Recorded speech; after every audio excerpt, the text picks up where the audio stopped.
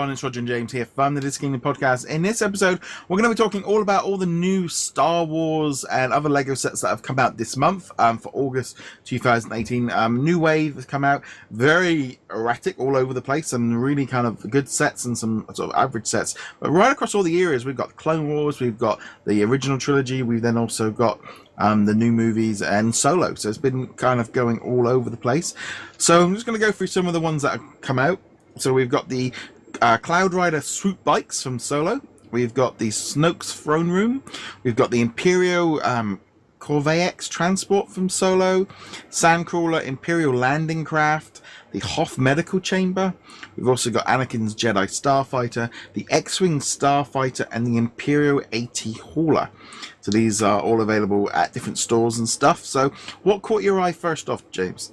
For me, the obvious one is always going to be the spaceships. I am a huge spaceship fan. You can see hanging out right back here.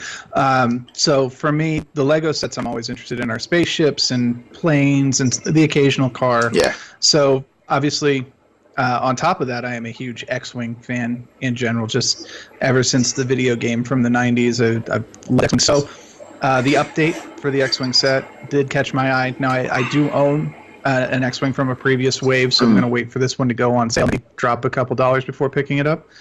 But, you know, it's always the one that I take a look at.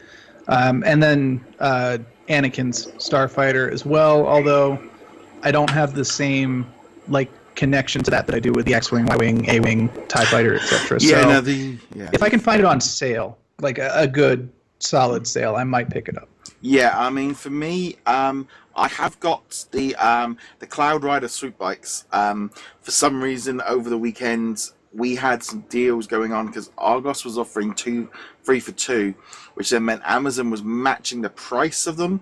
So I got it for like nearly a third off before we even, and I'm like going, well, this only came out a day or two.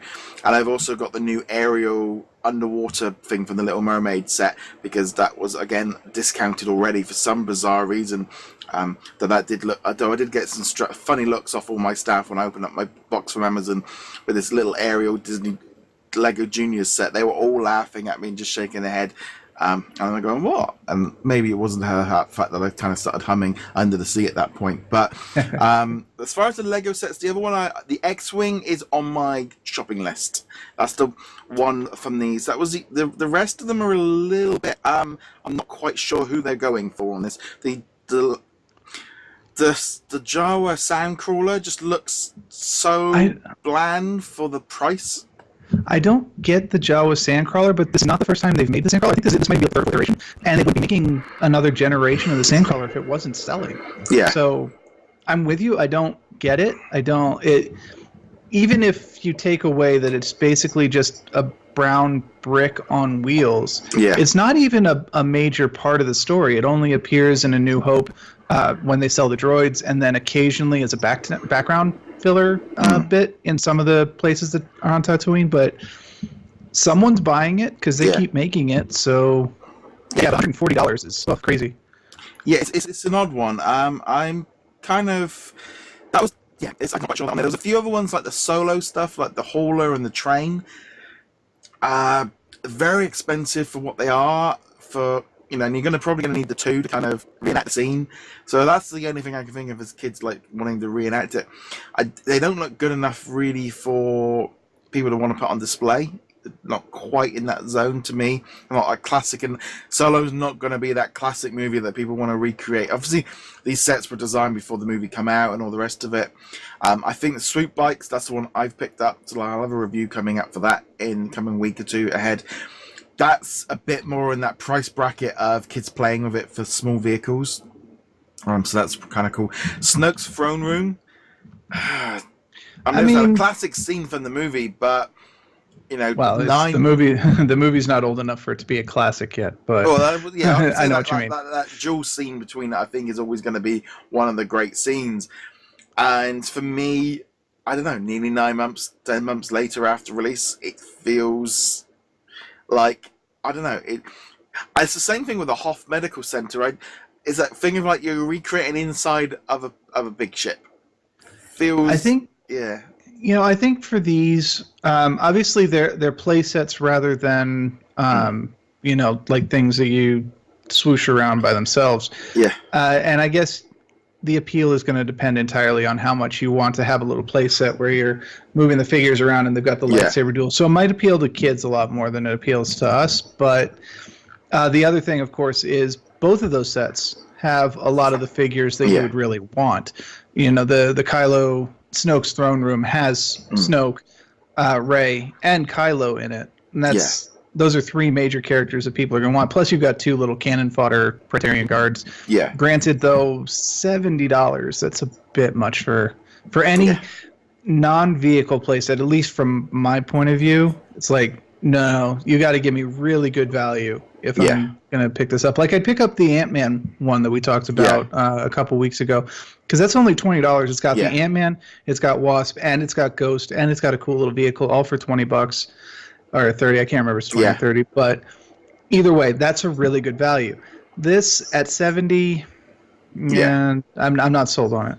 Yeah, there's that thing for me. It's like I say, when I'm in that 20, 30 pound bracket, it's less of it's an impulse buy, and you can just kind of go for it. These bigger sets, once they hit above above £30, it's that thing of like, okay, now I want some bang for my buck. I want, like the X-Wing that jumps out at me is like something to pick up.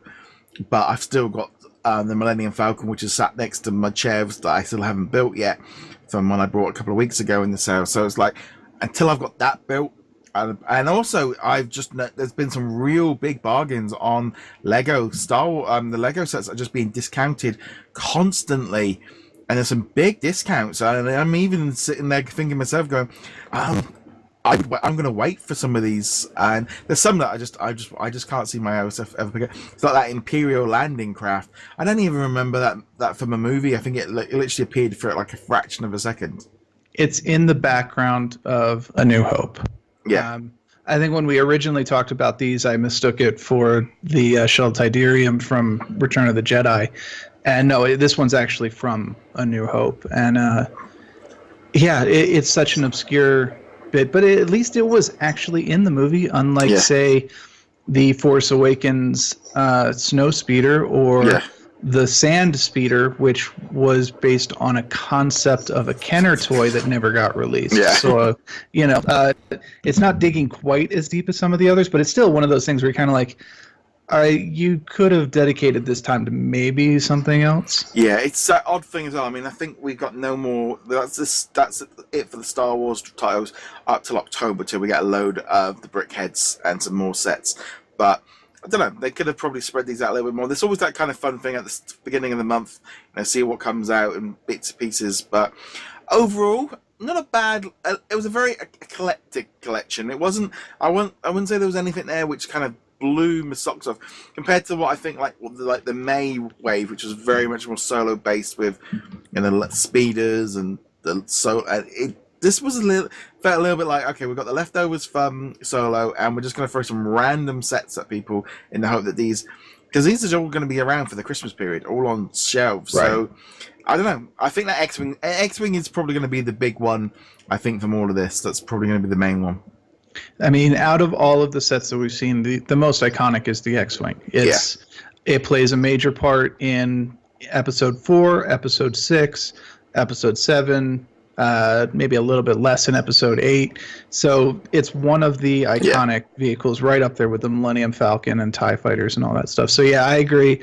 I think the X-Wing is going to be the big one for the year, despite the fact that this is like its fourth or fifth release, not even counting the little mini ones and the UCS one. So but I'm glad that they're keeping it in circulation. It's one of those ones that they update just often enough so that it's always on shelves.